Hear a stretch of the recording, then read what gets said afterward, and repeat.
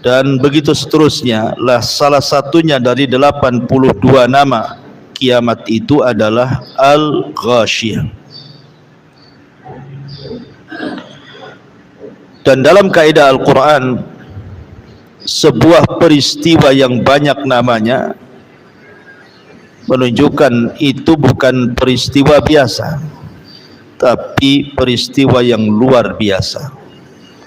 Ya, karena kiamat itu peristiwa yang luar biasa.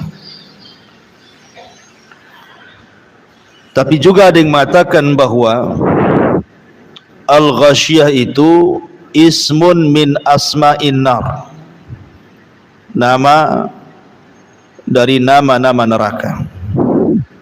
Jadi nama neraka itu salah satunya adalah Al-Ghasyiyah.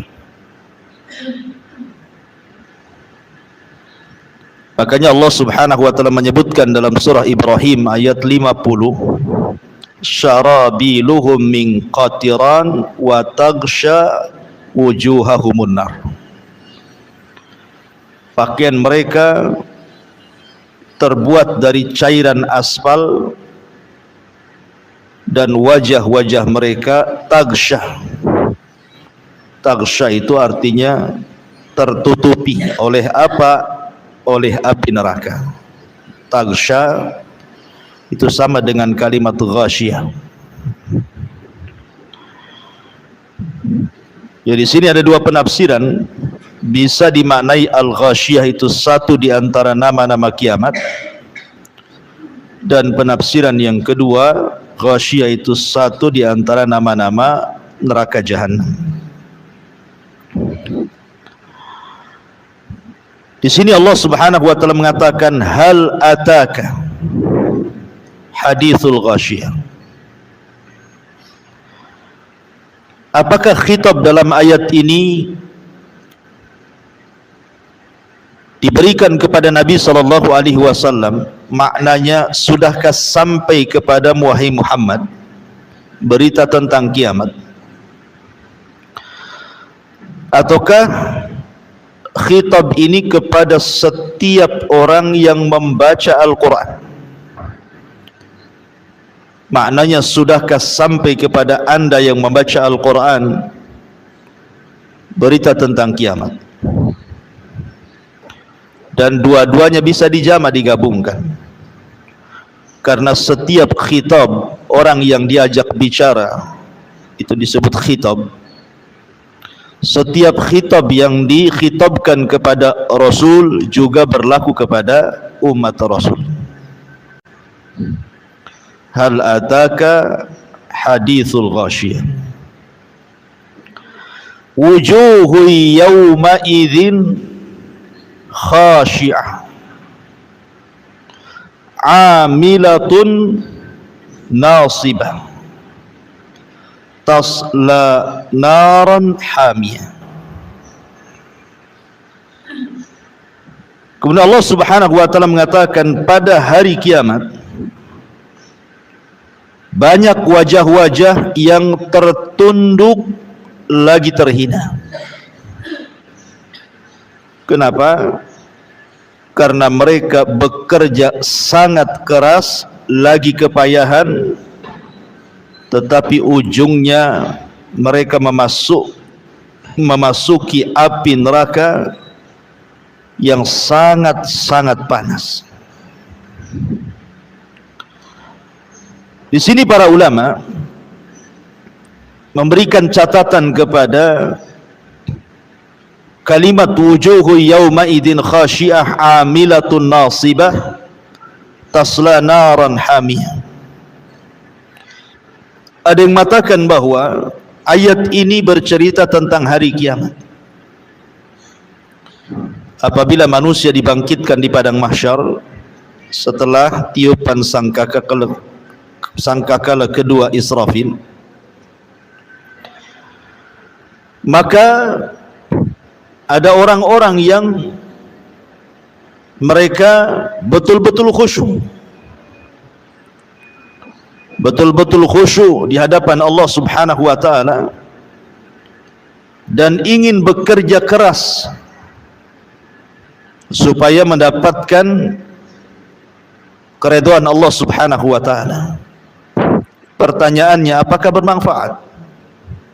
Tentu tidak akan bermanfaat. Karena khusyuk yang bermanfaat, bekerja keras lagi kepayahan dalam beribadah kepada Allah itu hanya bermanfaat kalau dilakukan di dunia. Di akhirat itu tidak akan berlaku lagi. Karena di akhirat itu yaumul hisab, hari di mana kita dituntut pertanggungjawaban. Kalau mau khusyuk ya di dunia. Kalau mau bekerja keras untuk beribadah dan kepayahan dalam ibadah di dunia, baru manfaat untuk akhirat. Makanya Ali radhiyallahu an mengatakan, al-yaum yaumul amal wa ghadan yaumul hisab. Sekarang di dunia inilah tempat kita beramal, dan besok di akhirat itu tempat kita dihisab. Jadi kalau ingin khusyuk ya di dunia. Dan ibadah itu memang ada kepenatan, ada kelelahan. Ibu sholat, lelah sholat itu. Kalau mau mengikuti betul-betul sunnah Nabi SAW. Karena ibadah itu kan tingkatan-tingkatan, Bu. Ada ibadah itu jelek sekali, ada ibadah itu pertengahan, ada ibadah itu baik sekali. Dan itu yang bisa melakukannya kita sendiri. Ada yang ibadah asal-asalan kan, Bu. Orang beribadah itu asal-asalan saja. Yang penting kewajibannya menurut dia sudah selesai. Ada ibadah mungkin sedikit agak baik, tapi ada ibadah itu yang betul-betul dia beribadah itu di atas puncak kebaikan. Mulai daripada wudunya betul-betul diperhatikan, pakaiannya, kemudian tempat solatnya, sampai ke gerakan-gerakan solatnya betul-betul dia persembahkan kepada Allah Azza wa Jalla. Artinya itu kembali kepada diri kita yang melakukan ibadah. Karena kehusyuan itu dikembalikan kepada kita sebenarnya. Kalau wudunya saja bermasalah, macam mana mau khusyuk solatnya? Tapi kalau dalam berwudu dia sudah memperhatikan betul-betul bagaimana cara wudu Nabi, kemudian masuk ke dalam solat dan dia memperhatikan bagaimana solat Nabi, sallu kama ra'aitumuni usalli, solatlah kalian sebagaimana melihat aku solat, insyaallah dia akan mendapatkan kekhusyuan. Dan ulama ada yang mengatakan bahwa mendapatkan khusyuk itu karena didahului sebelum solat dia tidak pernah bermaksiat. Kalau sebelum solat dia bermaksiat kepada Allah, maka masuk ke dalam solat itu akan sulit mendapatkan kekhusyuan. Karena maksiat itu melahirkan keras hati. Ketika masuk dalam solat, kerasnya hati itu menghilangkan khusyuk. Ya. Kemudian yang kedua, menghadirkan azamatullahi azza wa jalla. Betul-betul dia hadirkan kebesaran dan kemuliaan Allah Subhanahu wa taala. Bahwa dia itu seorang hamba, seorang yang lemah, di hadapan dia adalah zat yang sangat kuat, yang sangat kaya, maka dia akan mendapatkan kehusyuan tersebut. Ini penafsiran yang pertama. Maksudnya ayat ini bicara tentang hari kiamat. Ada orang-orang yang mereka ingin khusyuk, ingin bekerja keras supaya diterima oleh Allah Subhanahu wa taala, tapi percuma. Makanya lihat bagaimana sebagian orang-orang di neraka itu, di padang mahsyar itu, mereka mengatakan sebagaimana dihikayatkan dalam Al-Qur'an. Mereka mengatakan wa qalu absarna wa sami'na na'mal salihan inna muqinun. Ya Rabb, kami sekarang sudah melihat bagaimana jahanam di hadapannya. Ya Rabb, kami sudah mendengar. Kemudian dia mengatakan, absarna wa sami'na na'mal salihan. Kami ingin dikembalikan ke dunia supaya bisa beramal saleh. Dan kami yakin sekarang dengan adanya surga dan neraka. Manfaat? Tidak. Ucapan seperti ini tidak manfaat. Jangankan lagi di akhirat, di alam kubur saja penduduk barzah itu mengatakan, laula akhartani ila ajalin qarib la asaddaqa wa akum minas salihin. Kan, kalau seandainya Allah Subhanahu wa taala berikan kesempatan sekali lagi saya hidup di dunia, maka saya akan sedekahkan seluruh hartaku dan saya akan bergabung bersama orang-orang yang soleh. Manfaat? Tidak ada manfaatnya, karena ucapan ini diucap setelah kematiannya. Begitu juga setelah terjadinya kiamat, tidak ada manfaat. Tetapi yang bermanfaat itu harusnya ketika dia masih hidup, dia mengatakan sami'na wa ata'na. Dia tidak mengatakan sami'na wa absarna, karena di dunia kan perkara-perkara surga neraka itu kan gaib, tidak melihat, sehingga harus diyakini. Dan keyakinan itu cukup dengan cara mendengar dan taat. Sami'na wa ata'na. Innama kana qaulul mu'minin idza du'u ila Allahi wa rasulihi liyahkuma bainahum an yaqulu sami'na wa ata'na. Kata kunci seorang mukmin apabila dipanggil Allah dan Rasulnya untuk berhukum dengan sesuatu, maka mereka mengatakan kami dengar dan kami taat. Ini satu penafsiran. Penafsiran yang kedua, ayat ini bicara tentang al-Yahud wan Nasara.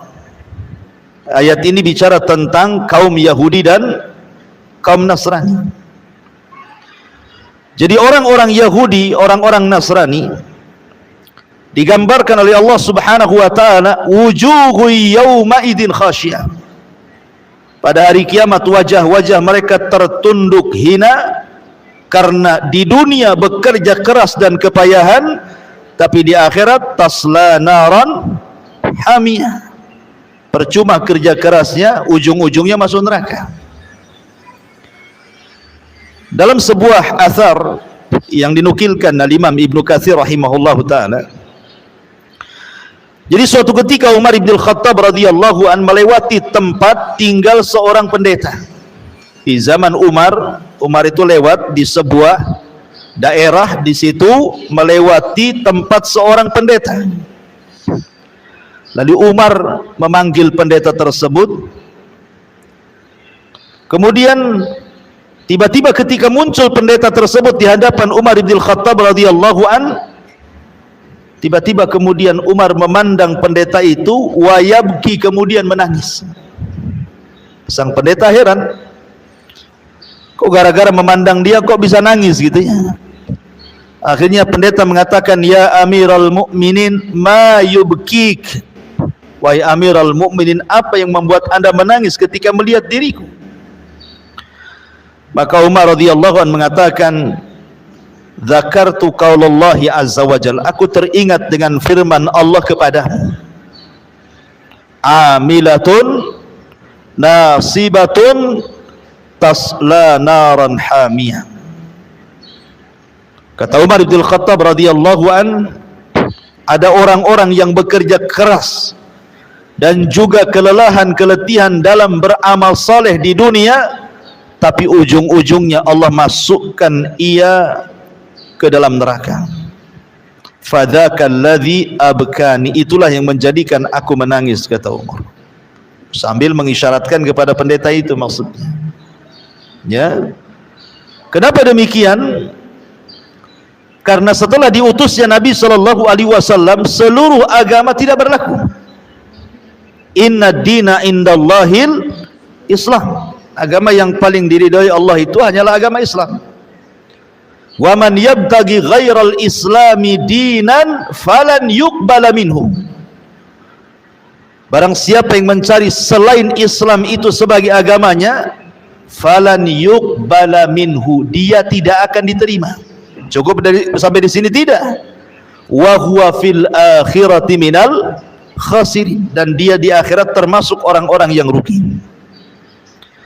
Kenapa bahasa Quran mengatakan di akhirat termasuk orang rugi? Kenapa tidak Allah katakan di akhirat masuk neraka umpamanya? Di akhirat masuk jahanam, di akhirat akan diadab. Tetapi Allah bahasakan wa huwa fil akhirati minal khasirin, dan dia di akhirat termasuk orang rugi, ya karena di dunia lelah letih ibadah, tapi di akhirat masuk neraka kan rugi. Dia sudah habiskan waktunya, tenaganya, biayanya untuk konon dia menyembah Allah, tapi seluruh daya upayanya ditolak Allah. Qul hal nunabbi'ukum bil akhsarina a'mala alladzina dhalla sa'yuhum fil hayatid dunya wa hum yahsabuna annahum yuhsinuna sun'a. Maukah kuhabarkan kepada kalian, kata Allah, orang yang paling rugi amalannya, mereka lah orang-orang yang sudah berupaya keras di dunia, wa hum yahsabuna annahum yuhsinuna sun'ah, sementara mereka mengira bahwa usahanya itu sebuah kebaikan, padahal bukan kebaikan.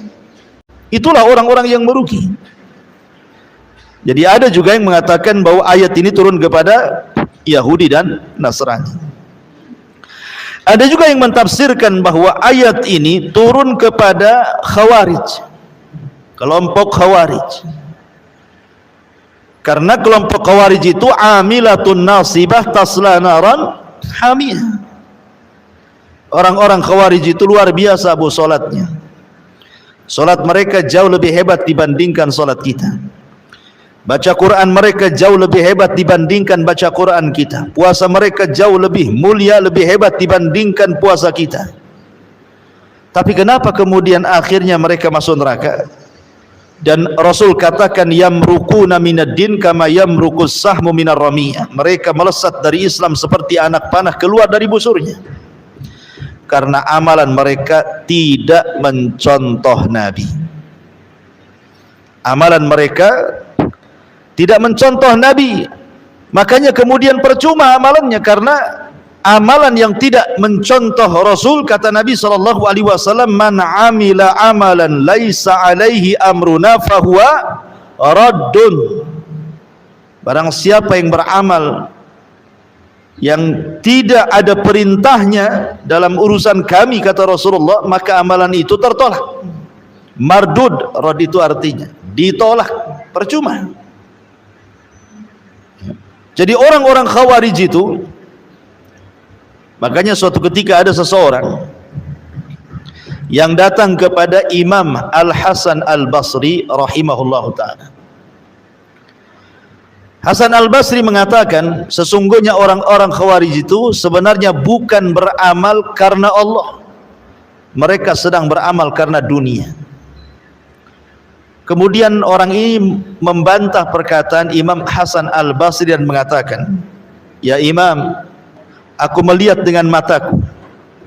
Mereka, maksudnya orang-orang Khawarij itu, mereka rela keluar dari rumah-rumah mereka, meninggalkan anak istri mereka, mengorbankan dunia mereka, bahkan mereka rela berperang sampai kemudian gugur di pertempuran. Apakah itu dikatakan mereka beramal karena dunia, ya Imam? Bukankah zahirnya mereka beramal karena akhirat? Kemudian Imam Hasan Al-Basri membantah orang ini dan mengatakan, karena kan orang-orang Khawarij itu kebiasaan mereka memberontak kepada pemerintah yang sah, ya, dan itu kita bisa lihat sejarah-sejarah bagaimana orang-orang Khawarij berperang melawan Ali bin Abi Thalib selaku khalifah kaum muslimin, sampai mereka bertempur habis-habisan. Mereka rela mati gitu ya dalam peperangan itu. Jadi Hasan Al-Basri mengatakan, saya tanya kepada kamu, apakah pemerintah melarang sholat sehingga harus diperangi? Tidak. Apakah pemerintah melarang kalian berpuasa sehingga harus diperangi? Maka orang ini mengatakan tidak. Apakah pemerintah melarang haji sehingga harus diperangi? Orang ini mengatakan tidak. Apakah pemerintah melarang engkau berpakaian muslim seperti ini? Dia mengatakan tidak. Apakah pemerintah melarang ibadah-ibadah? Tidak. Kenapa harus diperangi? Kalau memang pemerintah membiarkan kita sholat, membiarkan kita puasa, membiarkan kita haji, membiarkan kita berpakaian muslim, membiarkan kita beribadah, lalu apa gunanya Anda menyerang pemerintah itu apa? Kan tujuan kita untuk ibadah. Lah kita sudah bisa ibadah, kenapa kemudian diserang? Tujuan kita ini wa ma khalaqtul jinna wal insa illa liya'budun, dan kita sudah bisa beribadah dengan tenang. Apalagi yang Anda cari? Kenapa Anda membuat kerusuhan untuk supaya ibadah kita tidak tenang jadinya? Ya. Ma'asyiral muslimat yang dimuliakan Allah Azza wa Jalla, dari sinilah maka ayat ini ada yang mengatakan turun kepada Khawarij, karena Rasul mengatakan yahkiru ahadukum salatahu ma'a salatihim wasiyamahu ma'asiyamihim yaqra'unal Qur'an la yujawizu tarakiyahum yamruquna minad din kama yamruqus sahmu minar ramiyah. Salah seorang di antara kalian meremehkan salatnya di hadapan salat mereka, puasanya di hadapan puasa mereka, bacaan Qur'annya di hadapan bacaan Qur'an mereka, akan tetapi mereka keluar dari Islam sebagaimana anak panah melesat dari busurnya.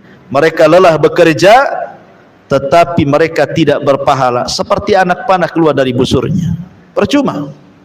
Jadi ayat ini juga ada yang mengatakan turun kepada siapa? Orang Khawarij. Ya. Tasla naran hamiyah.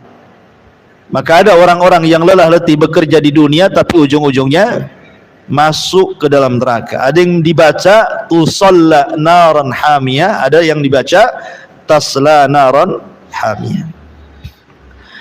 Kemudian Allah mengatakan tusqa min ainin aniyah.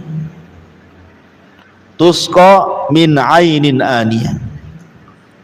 Orang-orang yang masuk ke dalam neraka itu diberi minum dari sumber air yang sangat panas. Masih kisah Hasan Al-Basri rahimahullahu ta'ala. Hasan Al-Basri suatu ketika membuat kajian seperti ini. Tiba-tiba muridnya ini memberikan air mineral, air putih, ya, untuk minum sang imam. Kayak ibu ya, kalau saya kisah kajian kan kasih minuman gini. Jadi Hasan Al-Basri ini memandang minuman itu, tiba-tiba dia menangis. Hanya gara-gara memandang air mineral ini, tiba-tiba menangis. Sang murid nih yang menghidangkan air tersebut merasa bingung, salah apa? Saya hanya menghidangkan minuman saja, kenapa sang imam tiba-tiba menangis ketika memandang minuman itu? Kemudian ditanya, wa mayubkika ya imam, kenapa anda menangis wahai imam? Maka Hasan Al-Basri mengatakan, tadzakkartu umniyata ahlin nar. Aku teringat dengan angan-angannya penduduk neraka. Kemudian ditanya, wa ma umniyatu ahlin nar ya imam, lalu apa angan-angan penduduk neraka itu wahai imam? Maka Imam Hasan Al-Basri membacakan satu ayat, wa nada ashabun nar ashabal jannah an afidhu alaina minal ma' au mimma razaqakumullah. Kita tahu bahwa neraka dan sorga itu masing-masing ada jendela. Penduduk sorga bisa melihat penduduk neraka juga bisa menyaksikan penduduk sorga. Jadi penduduk neraka ini berteriak-teriak, wa nada ashabun nar ashabal jannah. Berteriaklah penduduk neraka kepada penduduk sorga. Apa teriakannya? An afidhu alaina minal ma, bisa enggak kalian hantarkan air yang Allah anugerahkan kepada kalian di sorga, hantarkan ke neraka, atau dari apa saja yang Allah rizkikan kepada kalian di sorga. Maka Allah subhanahu wa ta'ala jawab, innallaha harramahuma alal kafirin. Enggak bisa, karena Allah sudah haramkan keduanya, baik minuman ataupun makanan, kepada orang-orang kafir yang ada di neraka. Jadi di neraka itu tidak ada air. Maksudnya tidak ada air yang Allah anugerahkan seperti air-air yang Allah anugerahkan di sorga. Sungai madu, sungai susu, sungai bersih gitu alirannya, sungai khamar, tidak ada di neraka itu. Yang ada air yang sangat mendidih, kalau seandainya diminum maka hancur semua perutnya. Itulah tusqa min ainin aniyah, diberi minum dari sumber air yang panas. Jadi ketika penduduk neraka itu kehausan, mereka memanggil-manggil Allah dan mengatakan, ya Rabb, berikanlah minum untuk kami kehausan. Maka mereka akan disuguhkan air minum yang sangat panas sekali, yang menghancurkan seluruh badannya. Kemudian Allah mengatakan, laisa lahum ta'amun illa min dhari'. Laisa lahum ta'amun illa min dhari'. Tidak ada makanan bagi mereka penduduk neraka selain daripada pohon dhari'. Apa pohon dhari' ini? Ada yang mengatakan bahwa pohon dhari ini sejenis tumbuhan yang banyak durinya.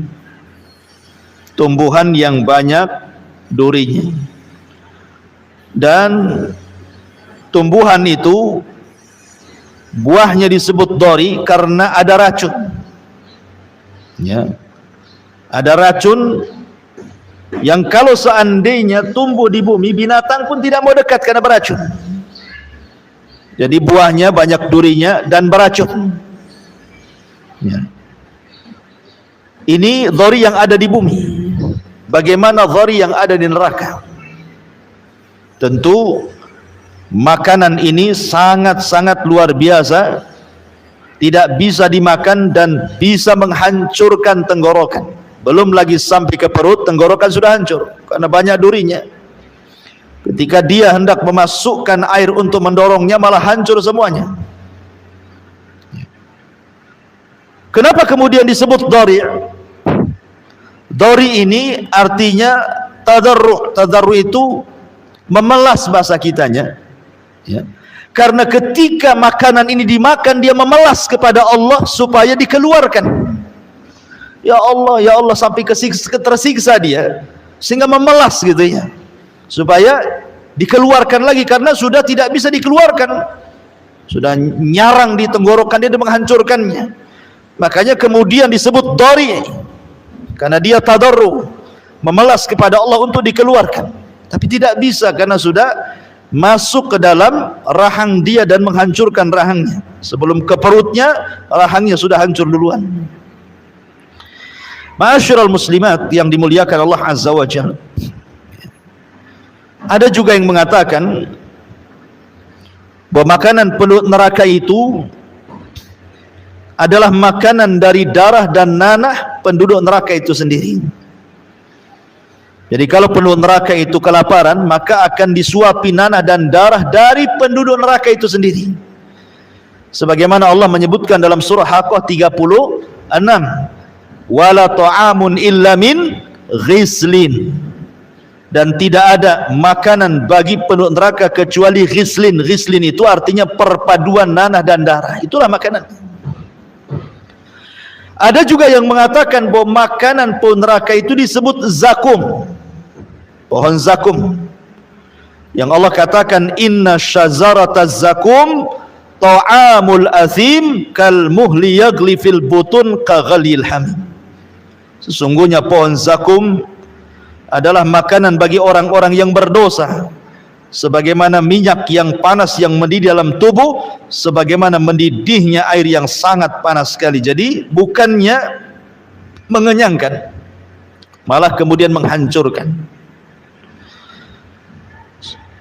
Makanya dalam sebuah penafsiran, datang Abu Jahal hendak mengejek tentang pohon zakum. Jadi kata Abu Jahal ini, dia mengatakan kepada orang-orang jahiliyah, ya ma'syara Quraisy, hal tadruna ma syajaratuz zakum allati yukhawifukum biha Muhammadun.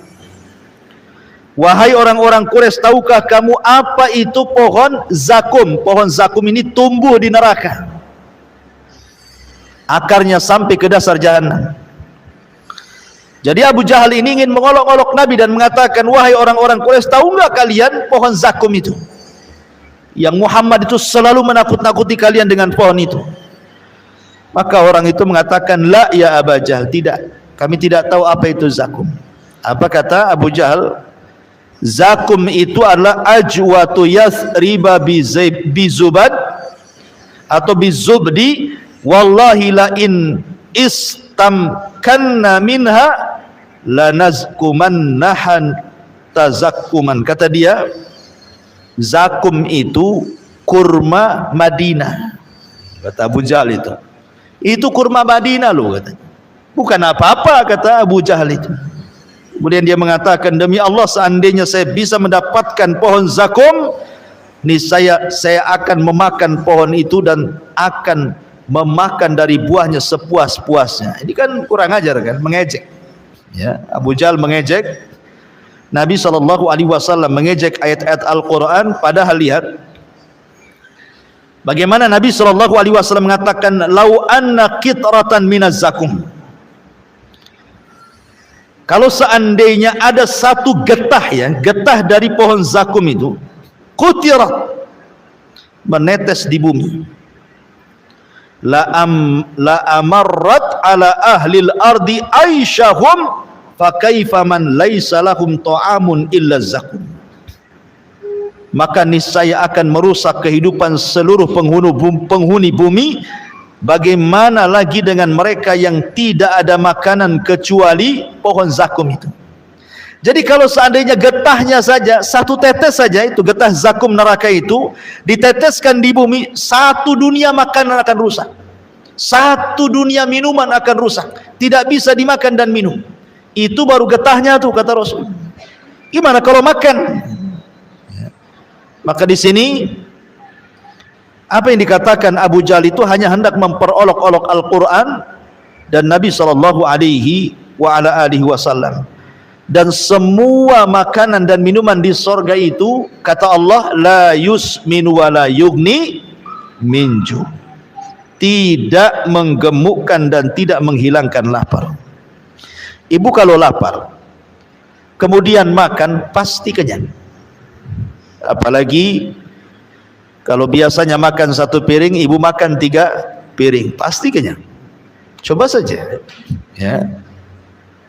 Kalau ibu haus nih, ibu minum 1 gelas, apalagi 1 jerigen, hilang tuh hausnya, yang ada kembung perut kan itu. Tapi ini makanan ini, ketika lapar dimakan, bukan makin kenyang, makin lapar. Dan ketika minuman itu diminum, bukan hilang hausnya, makin kehausan. Makanya Allah mengatakan, la yusmin wa la yughni minju, tidak menggemukkan dan tidak pula menghilangkan lapar. Orang kalau banyak makan kan lama-lama gemuk kan, ya. Apalagi kalau sudah makan malam pasti gemuk. Tetapi makanan di neraka itu sama sekali tidak menggemukkan dan juga tidak mengenyangkan. Ini disebut kondisi halu ahli nar. Kemudian Allah Subhanahu wa taala mulai menjelaskan bagaimana kondisi penduduk surga. Ya. Begitulah Allah kalau menyebutkan neraka, pasti setelah menyebutkan surga. Ya, karena dalam teori dakwah juga ada namanya targhib, ada namanya tarhib. Ada sifatnya menakut-nakuti, ada sifatnya memberi kabar gembira, biar seimbang, biar orang nggak takut terus, maka diceritakan sorga, biar tidak menangis juga terkadang tersenyum dan tertawa. Allah mengatakan wujuhun yauma idzin na'imah. Pada hari itu ada wajah-wajah yang berseri-seri. Naimah itu artinya wajah orang yang tidak pernah susah hidupnya, itu disebut naimah. Karena membedakan wajah orang sulit, orang susah dengan wajah orang yang gembira dan senang itu nampak di dunia saja, Bu. Ada anak kecil usia 3 tahun umpamanya. Yang satu anak pejabat, ya, hidupnya di gedung mewah, fasilitasnya luar biasa, bajunya bagus-bagus, makanannya enak-enak, terawat, ada AC-nya, ada pembantunya, semua nikmat isi rumahnya. Dengan anak usia 3 tahun tinggal di Ruli, kan beda Bu ya? Ya, sudah ngontrak, kemudian cuman 2 meter pula tingginya, pakai seng, kalau panas kayak di open, ya, nggak punya pakaian, makanannya juga kadang ada yang dimakan, kadang enggak. Coba kumpulkan 2 anak itu, kan nampak tuh bedanya kan, ya. Nampaklah bedanya. Kalau anak yang orang susah sekali kan, bajunya saja kadang-kadang penuh dengan pulau, ya, entah pulau apa tuh di bajunya tuh, karena nggak mampu membeli bike clean-nya untuk nyuci, ya, yang penting dikucek sajalah ya. Kemudian dari kulitnya juga beda gitu ya. Tetapi anak orang kaya kan nampak. Itulah disebut kalau ada orang hidup di tempat nikmat, maka disebut wajahnya itu disebut naimah, berseri-seri. Jadi orang yang mendapatkan nikmat dengan orang yang tidak akan dapat nikmat itu dari wajahnya nampak Bu. Orang kalau senang, kalau orang awam itu senang-senang, kadang-kadang siul nggak jelas ya kan, senyum siul gitu ya. Tapi kalau lagi sulit tuh diem, kemudian mukanya masem, punya emosi gitu ya, kan nampak tuh. Di dunia saja nampak tuh naimah dengan tidak naimah tuh, apalagi di sorga. Saya contohkan sebuah hadis. Didatangkan nanti di hadapan Allah pada hari kiamat, min an'ami ahli dunia. Orang ini ketika di dunia termasuk orang yang paling diberikan nikmat. Bayangkan bahasa hadis menggunakan isim tafdil, an'am ahli dunia. An'am itu artinya tidak ada kenikmatan kecuali Allah berikan kepada dia. Rumahnya megah gitu ya, uangnya banyak, fasilitas nikmatnya, pokoknya hidupnya sejak lahir sampai mati senang saja, tidak pernah susah. Tetapi Allah takdirkan dia termasuk penduduk neraka, didatangkan di hadapan Allah, kemudian oleh Allah dicelupkan, sekali celupan ke neraka diangkat lagi. Kemudian Allah tanya kepada dia, hal marra bika min ni'amin qat, kamu selama di dunia dari mulai lahir sampai usia kamu anggaplah 100 tahun, kau tidak pernah sulit. Setelah aku celupkan kau ke neraka, masih terbayang enggak kenikmatan itu? Dia mengatakan, wallahi ma marra bi min ni'amin qattun, demi Allah tidak ada kenikmatan yang sudah pernah saya alami di dunia terlintas sedikit pun tidak. Padahal sejak bayi sampai mati dia senang saja, tapi sekali dicelupkan di neraka hilang tuh semua memorinya tuh. Nggak terbayang lagi dia dulu punya mobil, dia dulu punya rumah, dia dulu punya kebun, dia dulu punya uang, dia dulu makan enak, istrinya cantik, dan nggak lagi, hilang udah. Nggak terbayang sedikit pun tuh, bayangkan. Begitu ngerinya neraka, baru dicelupkan saja tuh. Tetapi kata Nabi SAW, ada orang yang dihadapkan kepada Allah min akhbathi ahlil ardi, termasuk orang yang paling susah sejak lahir sampai mati, tidak pernah senang hidupnya, susah, tidak punya rumah, hidup di bawah jembatan, cari rizki pun susah, kadang harus minta-minta, menahan malu, pokoknya susah lah, semua kesusahan ada pada dia sejak lahir sampai mati. Tetapi dia termasuk ahlil jannah, penduduk sorga. Kemudian Allah panggil, Allah celupkan di sorga, kemudian habis dicelupkan diangkat lagi dari sorga. Kata Allah, hal marra bika min bukhsin qat, apakah masih ingat keperitan hidup dulu kau di dunia, ya, kau diusir sana sini, dihina sana sini gitu ya, masih teringat enggak? Dia mengatakan, demi Allah tidak teringat sedikit pun. Hanya gara dicelupkan di sorga, semua memori susah di dunia itu hilang semua. Seperti itu loh gambaran neraka dan sorga. Lah di akhirat itu orang-orang yang beriman memiliki 4 wajah. Di akhirat itu orang-orang yang beriman memiliki 4 wajah. Wajah yang pertama yang Allah firmankan yauma tabyaddu wujuh. Pada hari itu di akhirat ada wajah-wajah yang sangat putih bersih. Kapan itu? Di permulaan hisab. Ketika dia membaca catatan kebaikannya, maka wajahnya menjadi putih bersih. Ini yang pertama. Kemudian yang kedua, wajahnya musfir. Musfir itu artinya dari wajah yang sudah putih bersih terpantul cahaya. Wajahnya penuh dengan cahaya. Ya, bahasa ibu-ibu apa? Glowing itu apa namanya? Yang sudah putih glowing lagi kan itu. Jadi timbul tuh cahaya tuh. Kapan itu? Saat selesai membaca catatan. Dari wajahnya yang sangat putih bersih terpancar sinar. Sudah putih bersinar lagi. Musfir. Wujuhu yawma idin musfirah. Dhahikatu mustabsirah. Dan dia pun tertawa karena senang. Ini 2 wajah sebelum masuk surga nih. Ya, 2 wajah ini sebelum masuk ke dalam surga. Awal hisab dan akhir hisab.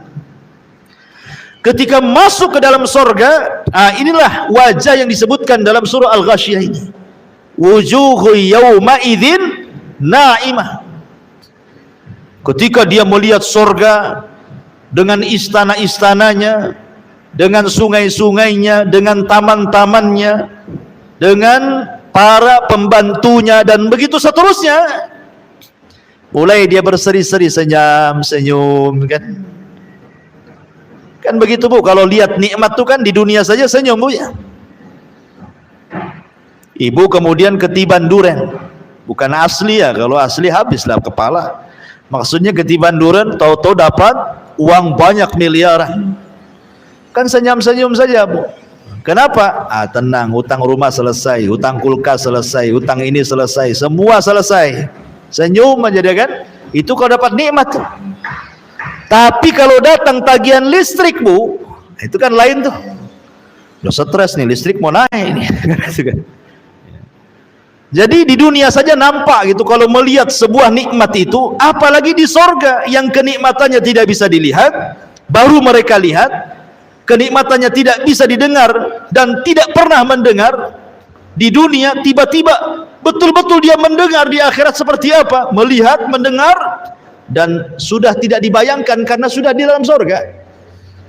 Ya tentu wajahnya naimah berseri-seri. Kemudian yang terakhir adalah wajah-wajah yang radhiyah. Yang radhiyah itu senang, redha gitu ya. Orang redha kan senang Bu. Di dunia saja orang redha itu senang. Walaupun susah, yang penting kan redha gitu ya. Ini 4 wajah bagi ahlul imani wal islam. Bagi orang yang beriman dan orang Islam. Wujuhun yawma idzin na'imah li sa'yiha radiyah.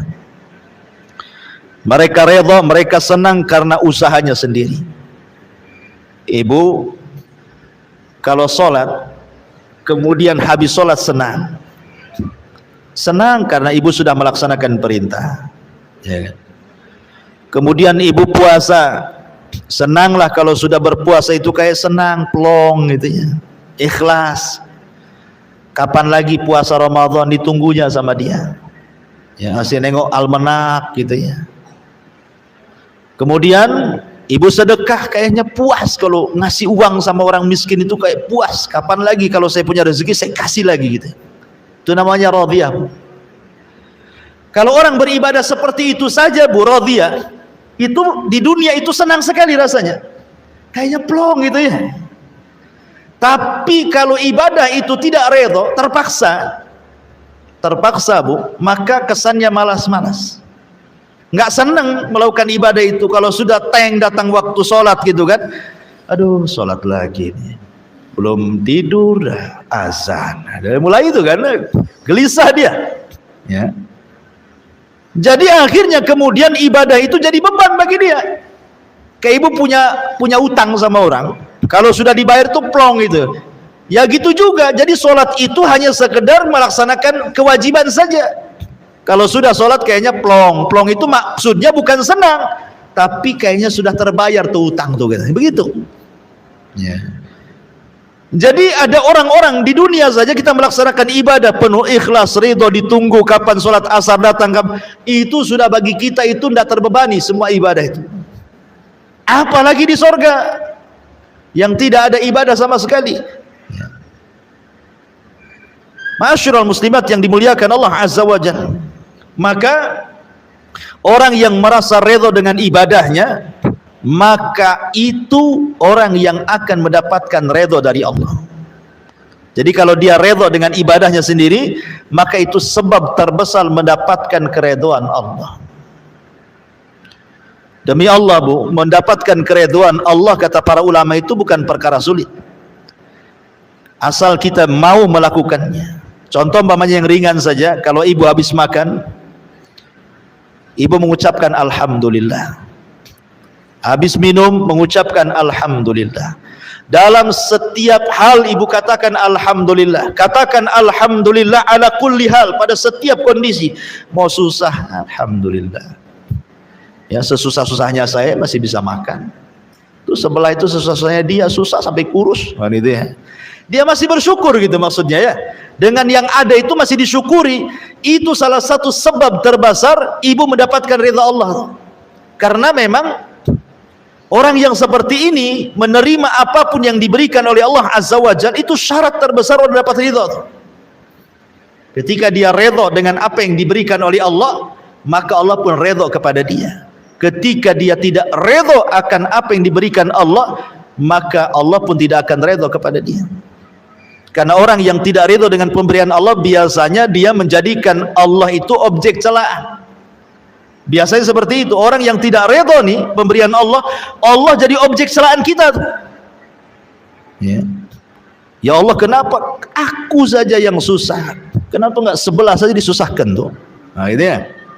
Asih aku aja yang sakit bertahun-tahun, kenapa orang itu sehat-sehat saja? Asih aku aja anaknya nakal, kenapa anak-anak baik, anak-anak orang itu baik? Ya karena engkau tidak mendidiknya kan gitu. Jadi malah Allah yang disalahkan tuh. Ya, jangan seperti itu. Ya, lisa'yiha radiyah. Mereka senang karena usahanya sendiri, maksudnya saat masih di dunia mereka beramal soleh, mereka salat, puasa, membayar zakat, haji, membaca Quran, mereka menjaga diri dari hal-hal yang haram, sehingga di akhirat mereka mendapatkan balasan di mana Allah akan redha kepadanya. Kemudian Allah mengatakan fi jannatin 'aliyah. Mereka akan masuk ke dalam sorga yang tinggi. Sorga itu bertingkat-tingkat.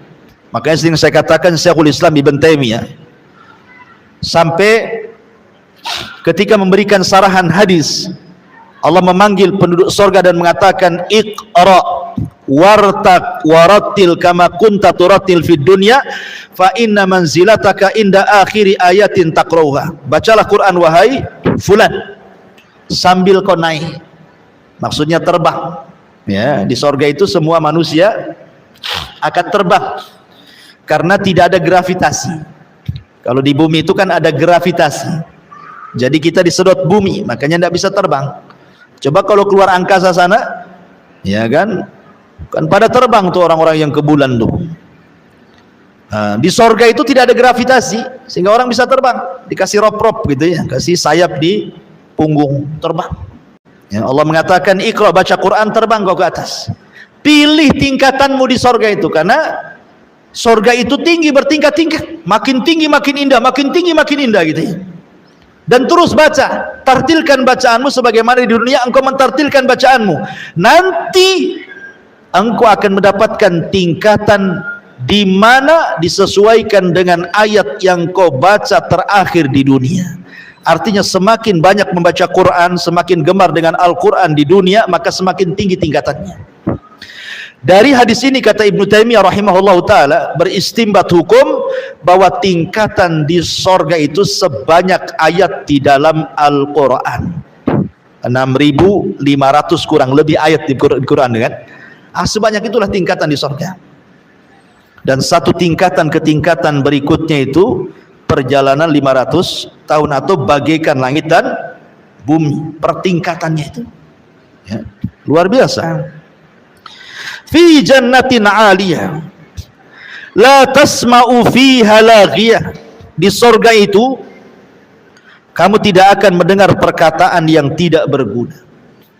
Nggak ada di sorga itu orang yang nyelekit ngomongnya itu ya. Di dunia saja kan Bu ya, orang yang nyelekit ngomongnya itu. Makanya sering saya katakan 3 kaedah yang ibu pasti lalui di dunia. 1, dunia ini bukan tempat istirahat. 2, ibu tidak mungkin selamat dari ucapan manusia. 3, ibu pasti mati ya. Makanya ada 3 hal. Ibu pasti akan disakiti, ibu pasti lelah, ibu pasti mati ya. Itu 3 perkara akan dilalui itu. Tidak selamat, orang tidak akan selamat, orang tidak akan istirahat di dunia. Artinya akan tetap ada ujian. Selesai dari ujian ini datang pula ujian yang lain. Selesai ujian yang lain, datang pula ujian yang lainnya. Begitulah dunia, darul bala, tempat ujian. Manusia tidak akan selamat dari ucapan manusia. Ibu mau sembunyi di mana saja tetap ibu diomongin orang. Ya, coba saja Bu, ibu menghindar dari ucapan manusia, ngurung diri, jangan pernah keluar.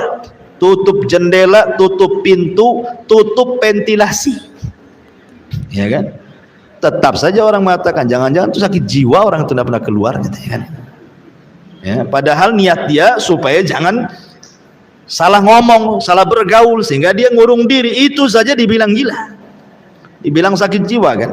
Artinya orang nggak mungkin lepas. Makanya biarkan orang bicara Bu, biarkan, capek sendiri dia ya, biarkan dia bicara. Kemudian orang pasti mati. Makanya ibu akan senantiasa disakiti dan ibu akan lelah dan ibu akan mati. Makanya perlu 2 hidup di dunia itu, sabar dan beriman dengan takdir. Sabar mau diapakan lagi? Memang seperti itu orang hidup di dunia kan, harus sabarlah. Dan beriman dengan takdir, bahwa ujian dan ucapan orang itu semua sudah ditakdirkan. Kalau orang berjalan dengan takdir, tenang, biarkan sudah ngomong. Dia ngomong gitu sama saya kan sudah takdirnya memang di hari ini ngomong sama saya. Nah, selesai kan? Ya. Bu, itu orang itu kok ngomong begini-begini sama, nggak apa-apa, itu kan sudah ditulis 500 tahun sebelum Allah ciptakan langit dan bumi, kan tenang kalau mau gitu. Kalau ibu kejar, ngomong apa dia? Oh kurang ajar, sampaikan, wah itu tidak jadi, itu perang namanya ya kan. Jadi berjalan dengan takdir ya. Lah di sorga itu nggak akan ibu dapati orang-orang kayak gini nih. Kenapa? Karena sebelum orang masuk ke dalam sorga itu Allah sudah cabut wa naza'na ma fi sudurihim min ghillin ikhwana. Jadi perasaan dengki, perasaan dendam, perasaan hasad itu tidak ada lagi. Di sorga itu cuma satu hati. Cuma satu hati. Semua sama hatinya seperti itu. Oh di bumi itu kan hatinya banyak, ada yang hasad, ada yang dengki, ada yang benci, ada yang ghibah, macam-macam ya. Kemudian Allah mengatakan fiha ainun jariyah. Di sana ada mata air yang mengalir. Di sorga itu mata air banyak. Ada yang mengalir kayak sungai, ada yang memancar dari bawah kayak pancuran. Ya, dari bawah ke atas tuh, memuncrat gitu ya. Ada yang pancuran dari atas. Ya, kalau orang Jawa Barat bilang curug namanya ya. Itu muncrat dari bawah, dari atas ke bawah. Ada yang dari bawah ke atas ya, memancur. Ada yang ya kayak kita di dunia lah, kita lihat. Seperti itu di sorga juga ada. Makanya kan kalau ada, gatel kali hidung ini. Jadi kalau ada nih, kita lihat tempat rekreasi coba kan, yang didatangi orang itu kan. Kayak kalau di Majalengka di tempat saya itu banyak curug tuh biasanya. Ada air terjun itu sampai meteran tinggi. Itu jadikan tempat wisata kan. Karena apa? Karena keindahannya. Orang datang semua ke situ. Sampai dari mana-mana daerah tuh ingin datang ke curug itu coba. Hanya pengen melihat air tumpah dari atas saja, itu saja. Coba ingat ya. Lah di sorga lengkap, ada yang tumpah dari atas, ada yang muncrat dari dalam bumi ke atas gitu ya, dari dalam sorga ke atas, ada yang mengalir, lengkap di sorga itu. Kelas salah satunya adalah fiha ainun jariyah, ada mata air yang mengalir. Kalau Allah mengatakan fiha sururun marfu'ah, di sana ada dipan-dipan yang ditinggikan. Dipan-dipan yang ditinggikan. Ada yang mengatakan, sebagian penafsiran, surur di sini artinya bidadari. Ya, bidadari.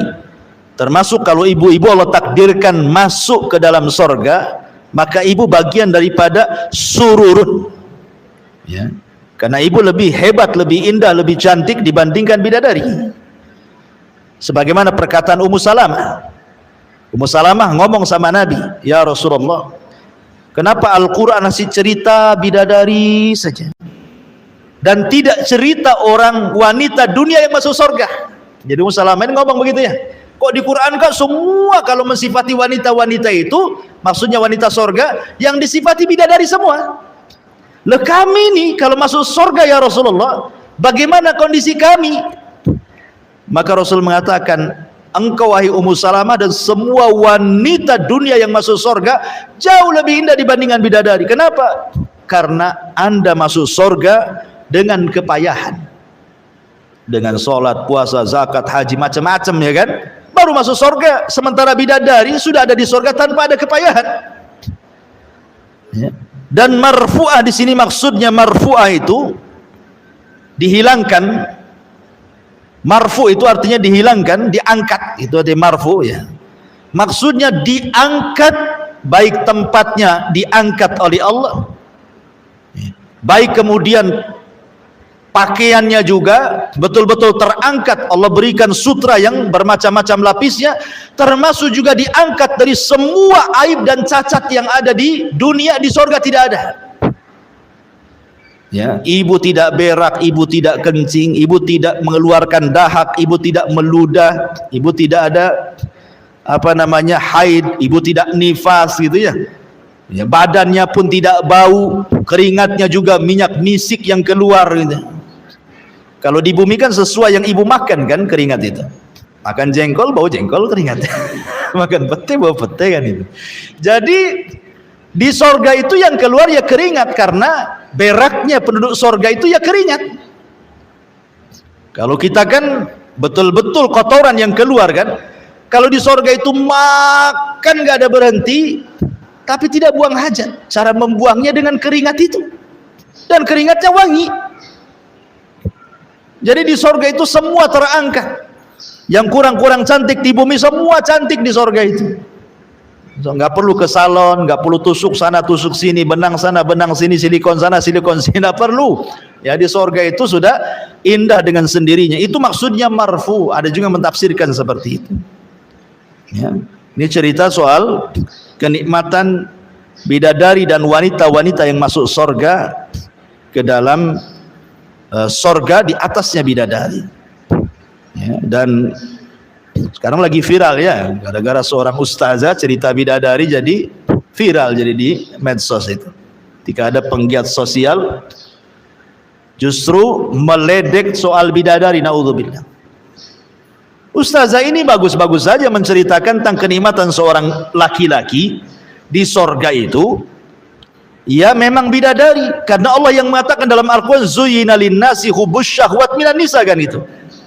Laki-laki itu dicintakan syahwatnya yang pertama kali kepada wanita kan itu, baru kemudian kepada yang lain ya. Tapi perempuan kan tidak. Kemudian komen juga, kalau laki-laki dapat bidadari, perempuan dapat apa? Dapat Tupperware katanya. Astagfirullah. Ini kan kurang ajar bu ya. Perempuan itu kenikmatannya jelas banyak. Apa yang disukai di dunia Allah berikan di akhirat semuanya, sesuai dengan fitrahnya kan itu. Jadi ini masalah-masalah ilmiah, jangan kemudian dibantah dengan lelucon. Bantah secara ilmiah kalau tidak suka, ya namanya khilaf itu ya biasa dalam Islam. Tapi bantah secara ilmiah.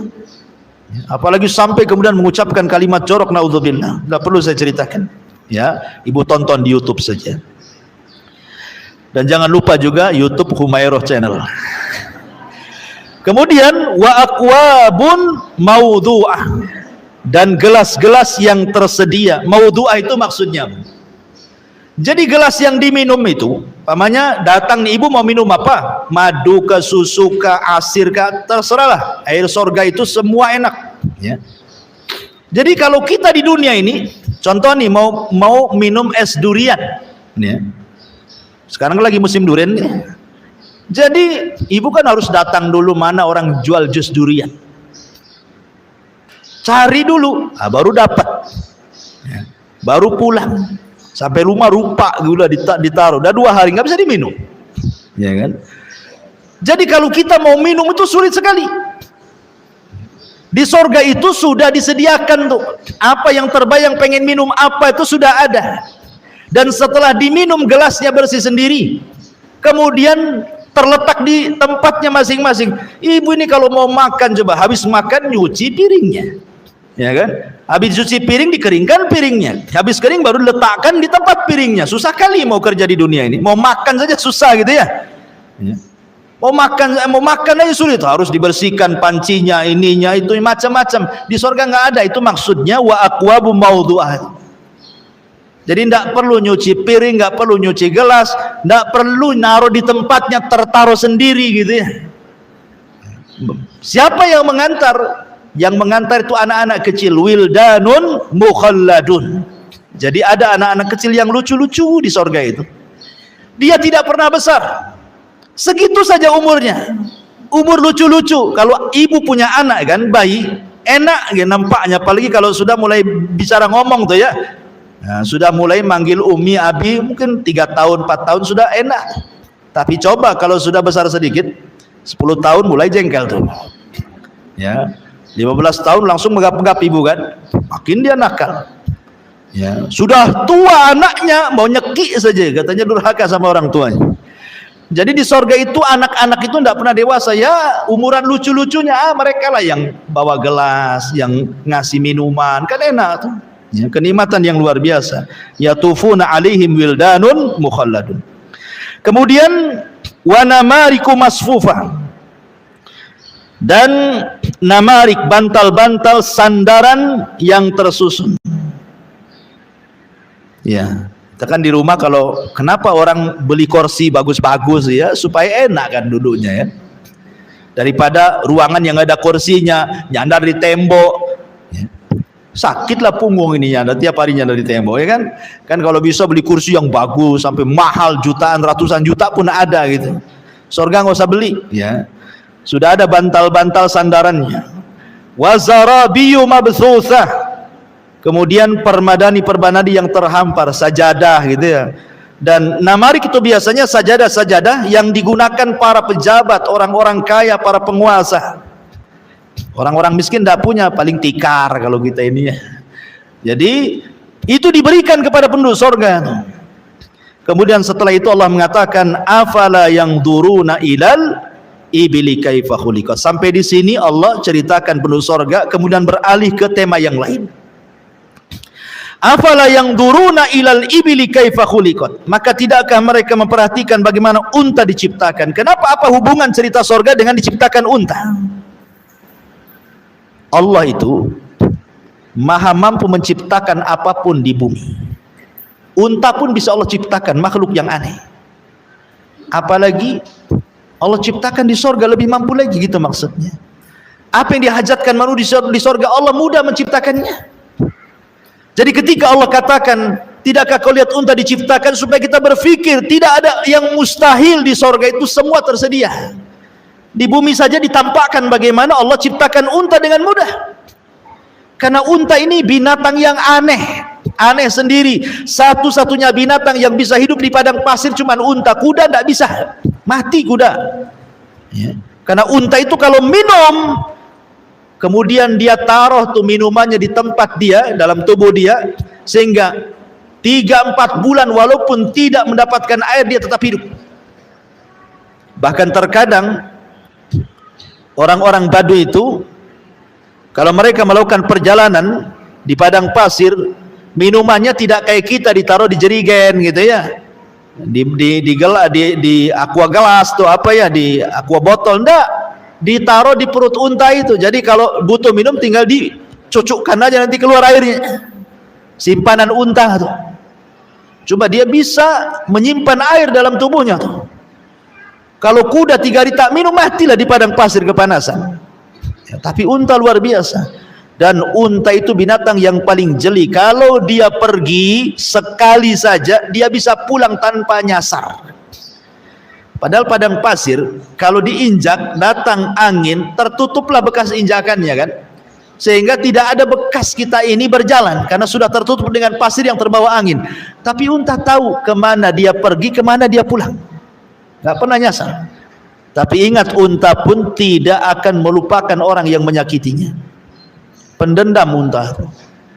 Ya, kalau ibu nabok unta, maka unta akan ingat ibu sampai dia mati.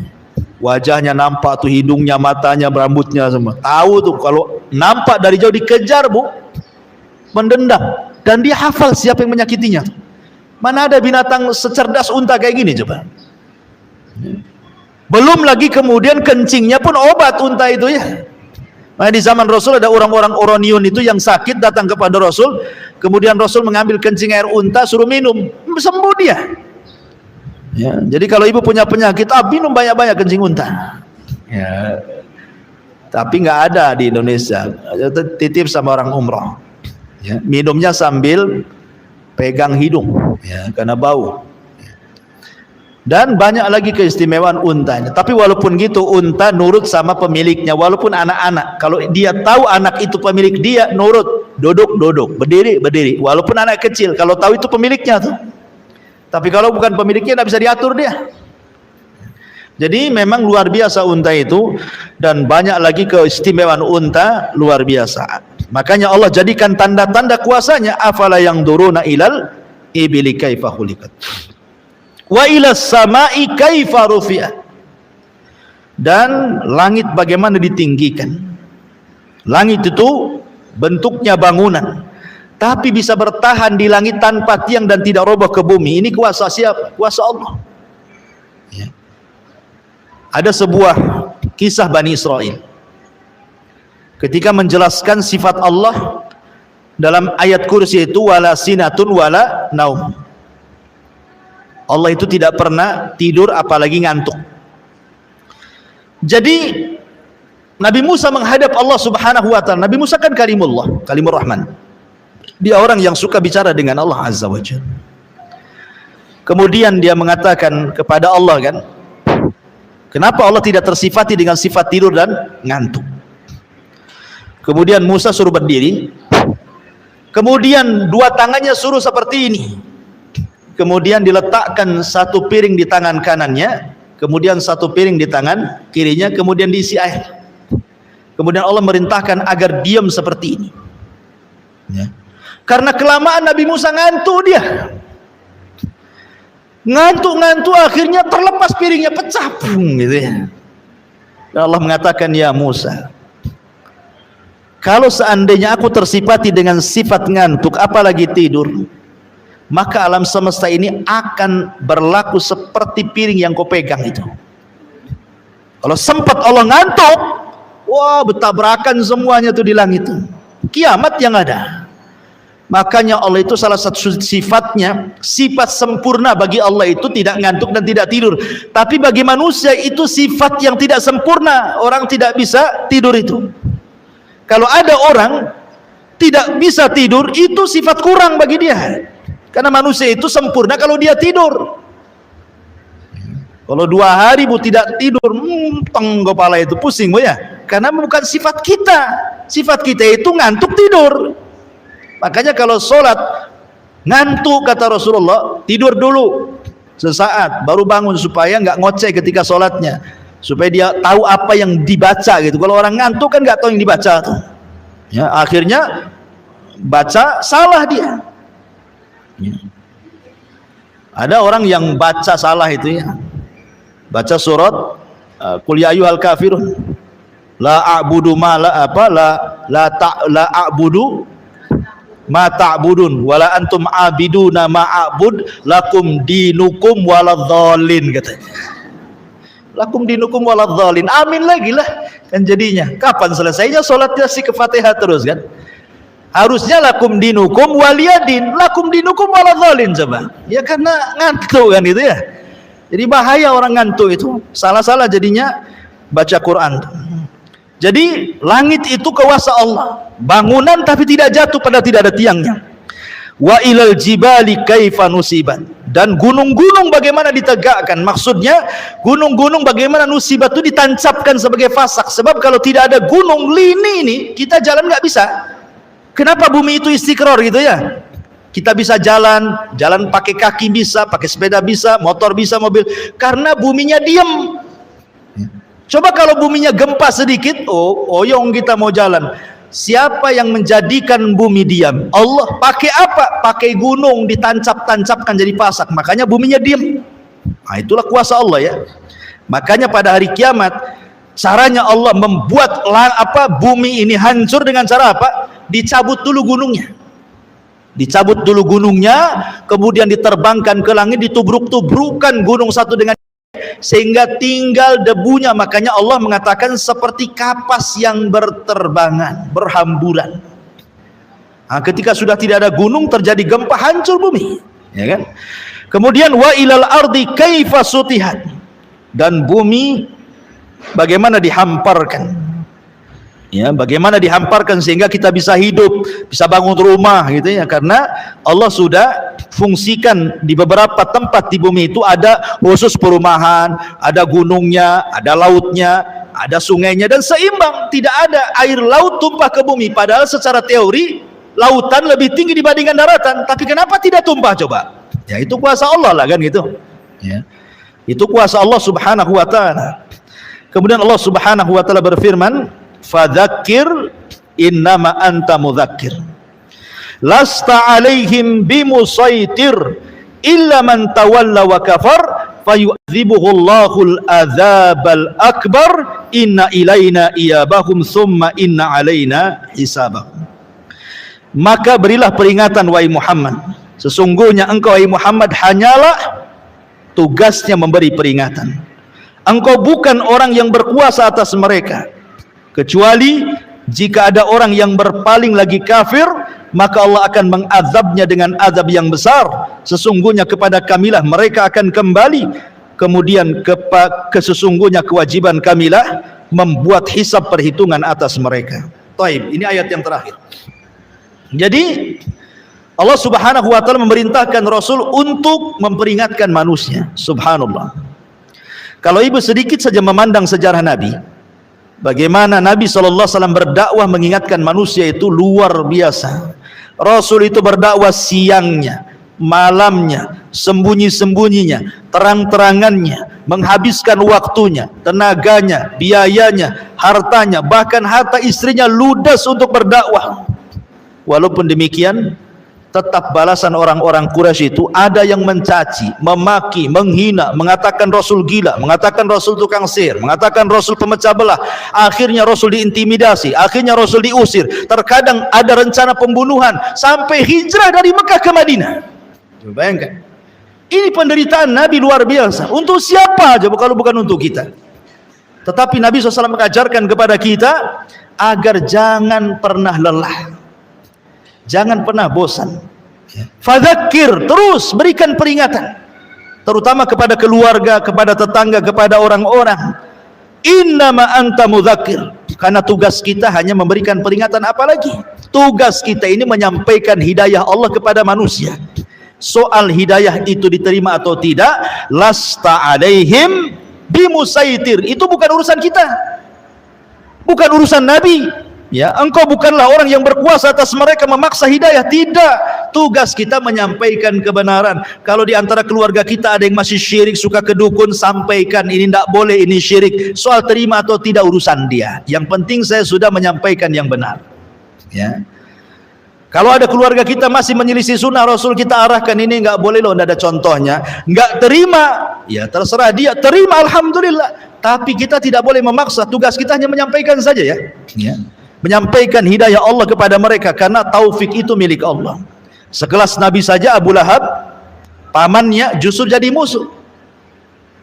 Sekelas Nabi saja Abu Thalib yang orang baik saja tetap saja tidak masuk Islam, padahal sudah mengakui agama Nabi, mati kafir gitu ya. Karena hidayah itu milik Allah, dan para nabi diuji seperti itu. Istrinya Nuh kufur, istrinya Lut kufur, ayahnya Ibrahim kufur, dan begitu seterusnya. Karena apa? Lasta alaihim bimusaitir illa man tawalla wa kafar. Ini balasannya.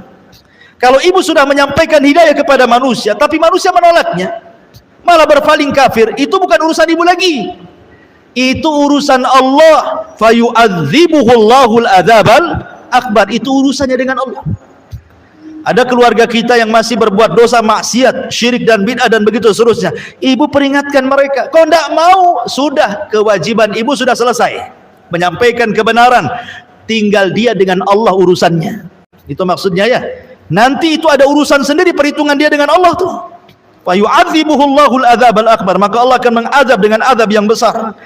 Kemudian Allah ingatkan dua perkara, inna ilaina iyabahum thumma inna alaina hisabahum. Sungguh kepada kamilah semua manusia kembali, dan kewajiban kami menghisab mereka. Inna lillahi wa inna ilaihi rajiun. Kita semua datang dari Allah dan akan kembali kepada Allah, dan di sana ada hisab. Ingat bahwa setiap apa yang kita katakan, kita ucapkan, kita lakukan di dunia, semua ada pertanggungjawaban di hadapan Allah, dan semua akan kembali kepada Allah, dan Allah akan menghisabnya ya. Makanya kenapa kemudian khitab ayat ini diberikan kepada orang-orang Quraisy. Kenapa? Karena mereka salah satunya mengingkari adanya kehidupan setelah kematian. Maunya mereka itu bebas, kalau habis maksiat kemudian mati, ya sudah, selesai jadi tanah ya.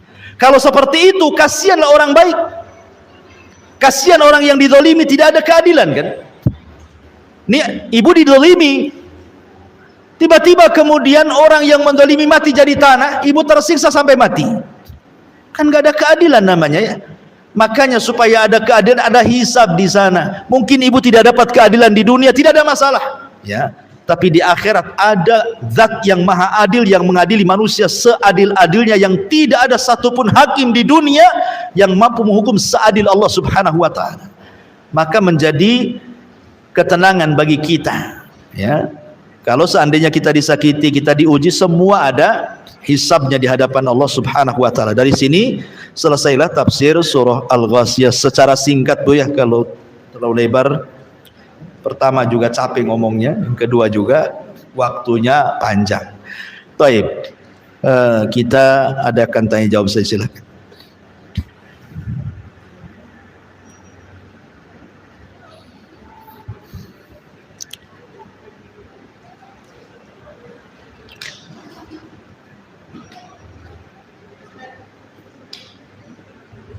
Ada mic enggak? Coba. Mana satu nih?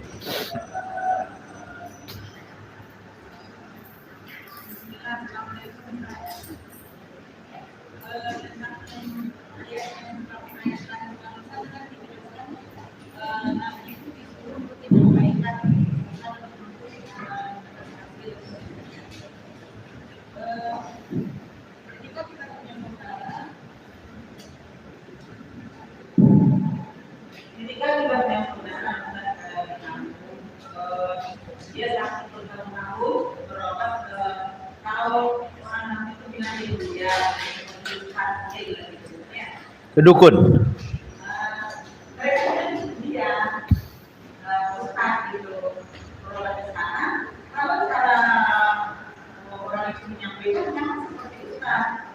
Tapi ruqyah betulan Bu, enggak?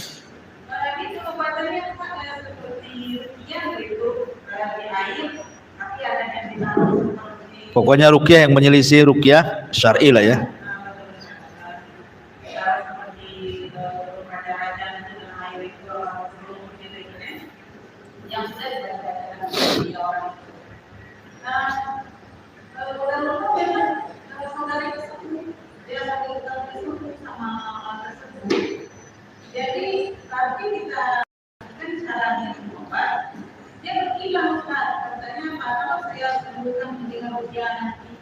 Itu orang percaya kepada itu seperti saya lihat Makanya ini saya adakan seperti wasilah untuk menentukan, tapi wasilah ini kita tidak tahu seperti adanya pertemuan kalau ke sana atau yang dilakukan ditembak dari jarak jauh gitu.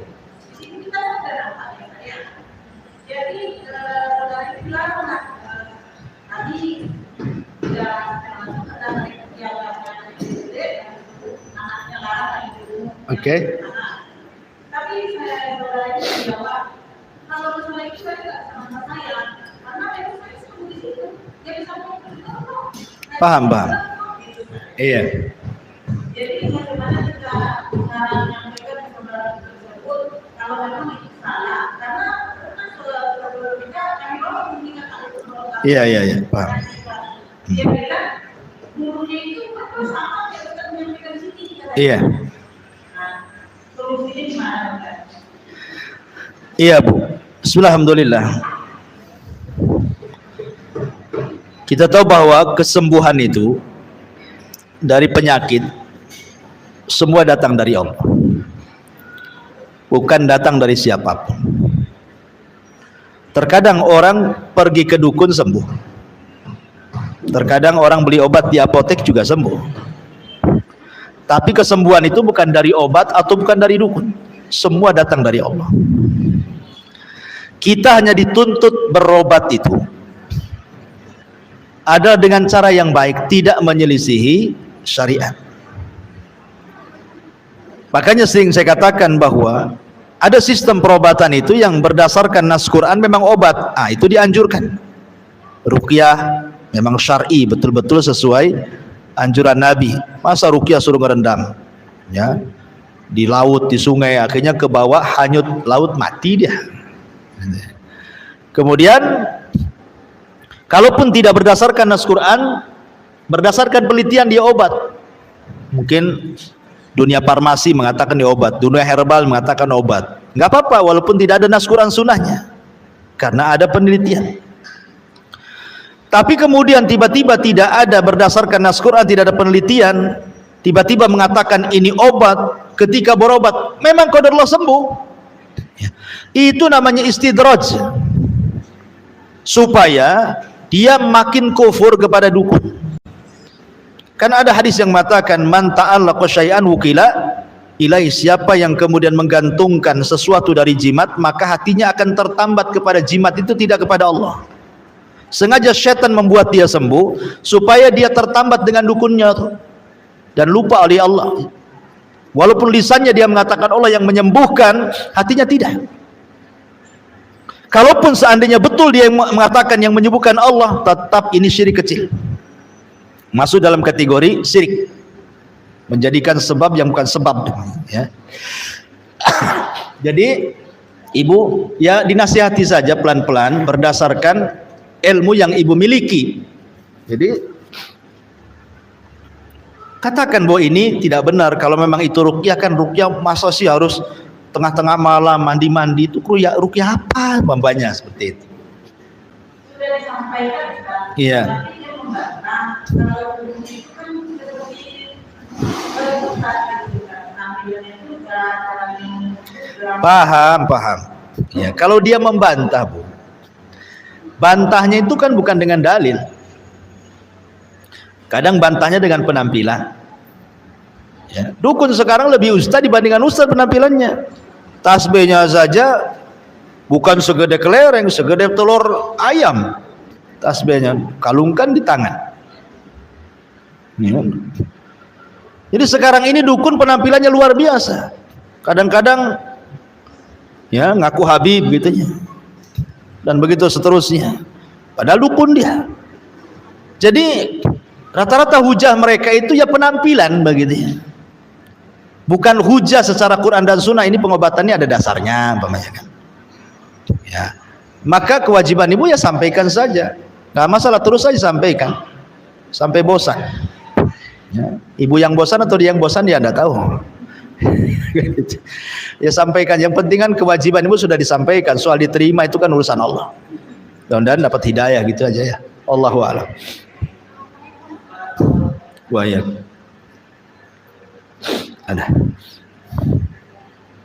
Assalamualaikum Ustaz. Ya.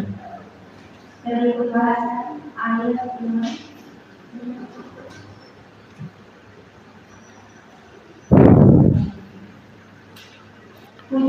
yang tadi itu kan ada pembahasan tempat mengenai wajah-wajah kita ketika kita menerima catatan wajah yang termasuknya kaya, wajah yang seseri dan wajah yang diridhoi.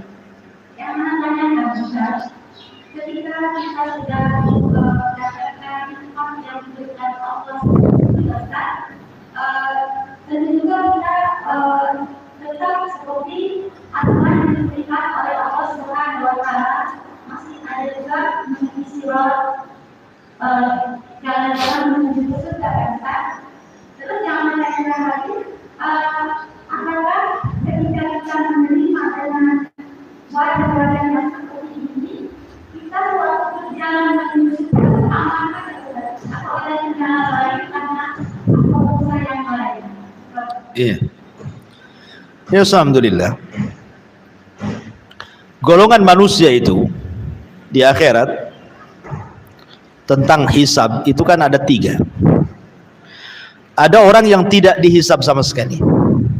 Mereka direct keluar dari kuburan aja masuk surga orang tuh. Ya. Mereka bisa melesat dengan lesatan yang luar biasa dalam titian itu. Sehingga mereka sudah di pintu surga lah, nunggu masuk surga aja. Orang yang mereka tanpa hisab dan azab. Namanya tidak dihisab, ya tidak mungkin diazab. Ini ada kelompok seperti 70.000 kelompok yang dijanjikan masuk surga tanpa hisab dan azab. Mereka orang yang tidak minta ruqyah, mereka orang yang tidak minta kai, mereka yang tidak tatoyur, mereka yang tawakal, kan itu sifat-sifatnya. Dan ada yang kelompok kedua dihisab tapi mudah hisabnya. Itulah kelompok pemilik wajah-wajah ini. Ya. Jadi hisabnya itu hanya formalitas saja. Kalau ditanya oleh Allah tentang dosa, dia hanya mengiyahkan saja, mengakui, ya saya melakukan seperti itu. Diakui dosa semuanya. Tapi ada yang hisabnya sulit. Inilah yang agak rumit, karena ketika dia dikatakan berbuat maksiat, dia nolak. Kamu jam segini, detik ini, hari ini, tahun segini kau maksiat. Oh enggak, sehingga maksiat. Nah, ini yang rumit nih, karena harus datangkan saksi kan. Tapi dia nggak bisa nelak karena semua jadi saksi. Ya. Yauma nakhtimu ala afwahihim wa tukallimuna aydihim. Ya, lisan terkunci ketika dia ngomong seperti itu, tiba-tiba lisannya terkunci, tapi tangan kan bicara. Kemudian kulit pun bicara. Kemudian bumi yang kita pijak juga bicara. Ya. Kemudian yauma tuhadditsu akhbaraha. Pada hari itu bumi akan bicara, langit bicara, malaikat bicara. Mau ngelak gimana? Tapi kata Nabi SAW, manukisyahalak, siapa yang ketika ditanya kok dia ngajak debat gitu ya, nggak ngakui sehingga harus datangkan saksi, celaka orang ini, berarti hisabnya sulit. Jadi orang-orang yang mendapatkan wajah-wajah dalam permulaan hisab, di akhir hisab, jelas orang ini akan dipermudah ya. Karena tanda-tandanya sudah ada kan. Kenapa dia dapat cahaya? Karena dia melihat kebaikannya lebih banyak dibandingkan kejelekannya, makanya bercahaya dia. Tetapi kata ulama, kan ketika dia membaca catatan tuh, kan tidak semua catatannya baik kan. Karena apabila dia mencatat kebaikan, wajahnya akan memutih. Tapi kalau melewati catatan yang jelek, wajahnya akan menghitam. Kemudian lewat lagi catatan yang baik, wajahnya akan memutih lagi, dan begitu seterusnya. Kan tidak mungkin satu catatan kan baik semua, kan mustahil. Orang itu kan pasti ada yang terjerumusnya kepada maksiat. Lah kata para ulama, ketika dia membaca catatan yang baik, maka memutih wajahnya. Tapi kalau ketika giliran dia membaca catatan yang buruk, maka menghitam wajahnya. Tapi Allah sembunyikan sehingga orang tidak tahu. Allah sembunyikan. Makanya ada hadis yang mengatakan, man satara musliman satarahullahu yaumal qiyamah. Siapa yang menutup aib seorang muslim, Allah tutup aibnya di akhirat. Jadi kalau dia membaca harusnya hitam di tampak manusia, ditutup oleh Allah sehingga orang tidak tahu. Nah, jadi orang-orang yang jelas-jelas memiliki wajah-wajah yang putih, yang bercahaya musfir, ya insya Allah ini orang-orang yang akan mulus dalam perjalanan menuju surga. Wallahu a'lam. Satu lagi Ustaz. Iya. Ustaz, dalam pembahasan yang lalu, Ustaz pernah katakan bahwa seseorang ketika dia masuk surga itu bukan karena amalan atau kepintarannya, tapi dengan rahmat Allah, sebagaimana orang Israel yang ketika dia masuk surga dan ibadahnya kepada Allah. Terus di sini kaitannya Ustaz, tadi Ustaz katakan kita kan surga itu sebanyak ayat Al-Quran yaitu 6.565. Dan dalam tingkatan itu juga Allah akan memerintahkan hamba-hamba yang beribadah sebanyak ayat yang pernah dibacakan di bumi. Terus yang akan saya Ustaz, apakah seorang hamba ketika dia membaca dengan ayat-ayat itu apakah dia harus menghafalnya atau sekedar mempelajari kami dan maknanya, atau mereka yang dia tidak begitu paham dengan maknanya tapi dia berlaku tanpa menilai Ustaz, apakah dia bisa tergolong dengan menaiki surga dengan seperti dikatakan demikian? Alhamdulillah, tingkatan amal itu kan beda-beda. Tentu yang hanya sekedar membaca, pahalanya juga akan berbeda dengan orang yang membaca dan memahami. Orang yang baca memahami tentu akan berbeda dengan orang yang membaca, memahami, dan berusaha mengamalkan. Kan begitu tingkatan orang itu. Makanya surga juga tingkatan-tingkatan. Adapun masuk surga karena rahmat, karena keadilan itu tidak orang masuk surga. Kalau karena keadilan, nggak ada orang masuk surga. Adil di mana, Bu? Ibu usianya 50 tahun, 60 tahun meninggal. Tiba-tiba masuk surga dikekalkan dengan kenikmatan luar biasa. Adilnya di mana? Nggak ada orang bisa masuk surga kalau karena keadilan kan. Makanya karena rahmat. Lah amal soleh itulah yang kemudian menentukan kita derajat di surga. Dan yang memudahkan perjalanan mulai dari kubur kemudian sampai perjalanan di padang mahsyar sampai kemudian di pintu surga, itu kan amal kita ya, yang memudahkannya itu. Nah, tetapi ketika dimasukkan ke dalam surga bukan karena amalannya tapi karena rahmatnya. Karena nggak mungkin adil, surga yang sedemikian indahnya amalan kita sedikit tahu-tahu membeli surga dengan pahala kita, ya nggak kebeli lah kan gitu. Kalau bukan karena rahmat tidak akan orang bisa masuk surga, karena nggak mungkin dapat gitu. Cuman amal itu penting karena itu juga yang menentukan amal itu mendapatkan rahmat. Amal itulah yang mendapatkan rahmat. Dan orang itu masuk surga bertingkat-tingkat itu karena manusia juga bertingkat-tingkat. Dalam ibadah itu kan bertingkat-tingkat. Orang itu dalam beribadah seperti Allah ngasih rizki, Bu. Seperti orang ngasih rizki kan gitu ya. Ada orang yang jadi satpam, gajinya sekian. Ada orang yang jadi manajer, gajinya sekian. Ada orang jadi anggota dewan, gajinya sekian. Ada orang, itu rizki itu kan Allah sudah bagi-bagikan. Jadi Allah juga membagi-bagikan amal itu sebagaimana Allah bagi-bagikan rizki. Innallaha qasamal a'mal kama qasama rizqah. Kata Imam Malik, Allah itu membagi-bagi amal kepada hamba-hambanya sebagaimana Allah membagi-bagi rizki. Maksudnya begini, ada orang yang dimudahkan sholat sunnah tapi tidak dimudahkan sholat qiyamul lail, berarti rizkinya di sholat sunnah. Ada orang dimudahkan untuk qiyamul lail tapi tidak dimudahkan dia puasa sunnah, berarti rizkinya di sholat malam, tidak dapat rizki di puasa sunnah.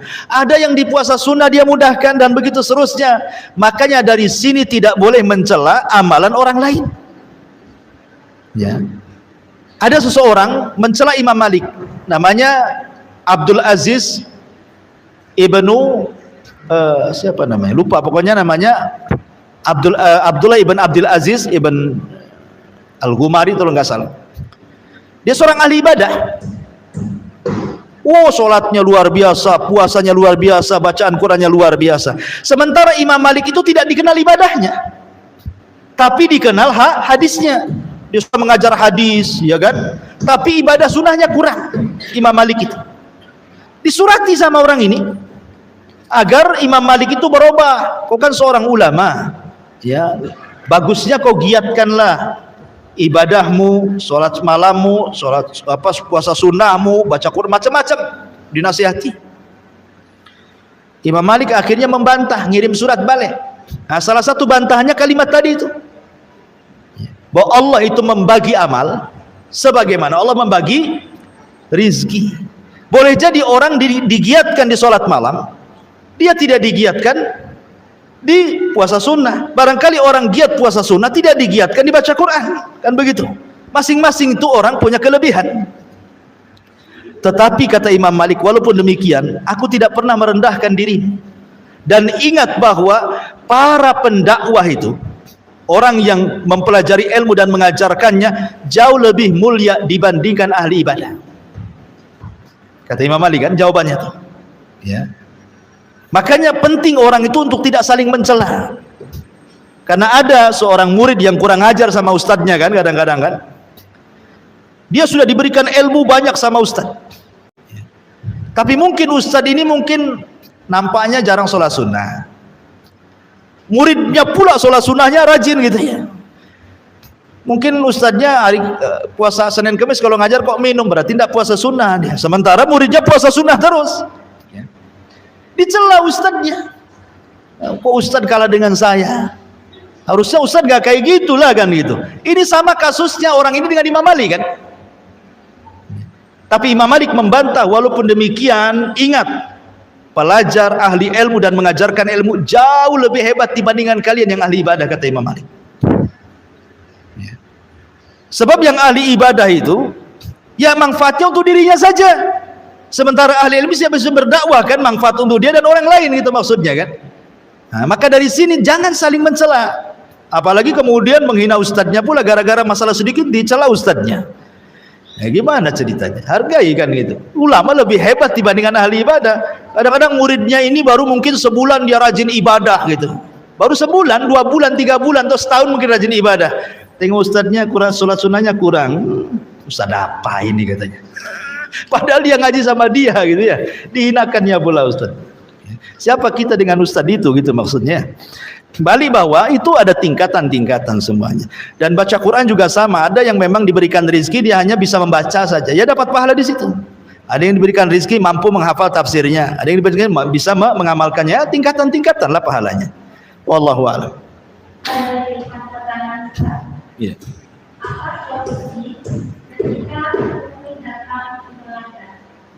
Di mana?